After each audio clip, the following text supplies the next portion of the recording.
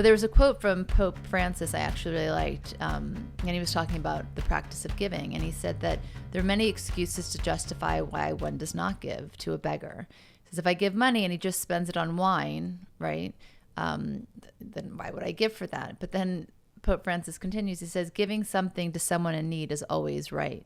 Right. So what if they're enjoying a glass of, they buy a bottle of wine with it or whatever it is, but why is it for us? Why do we assign ourselves to be so unforgiving of those who really need? Judgmental.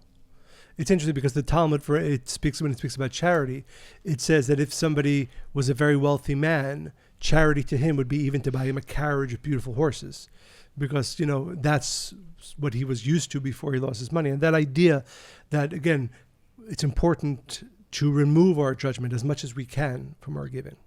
Yeah, I think that's a place to start. There was also, this really inspired me too, and I just want to set up with these kinds of like real examples, because I think we're really far, a lot of us, of where we are at with our giving and how we give and who we think is deserving of it. And I think my intention in this conversation today is to really help us all get to a place where it's just like you give because that's just the natural, obvious, normal thing to do, right? I want to make this a normal idea. But there was this episode of Chopped. I think most people know what this program is. It's a food program in the United States, I wonder, yeah. On the Food Network.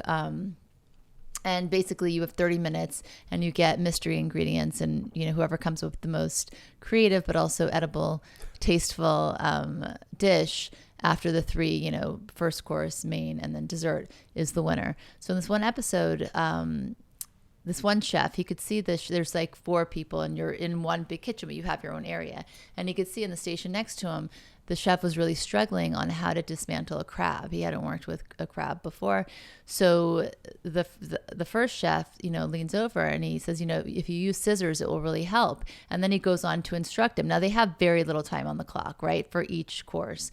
He goes on to show him how to do it. So when they go to the first round of judges, in the first competition, the judge says, what are you doing? Nice guys don't win, or they finish last. Yeah, and the guy kind of said, well, it was just the nice thing to do. He needed help. I wanted to help him. And you could already see with this one chef that he wasn't really there to win. He was so enjoying the process of it all. He was enjoying the experience of it. So, and in essence, he had already won, right? Because did he win this episode? Or was he and he did win ultimately. Win. But he was already winning because right. He was winning this thing called life. And I thought that was so inspiring because it's so against what we see as natural that people even question when people act kindly in those ways, especially when it might take something away from themselves in giving to another.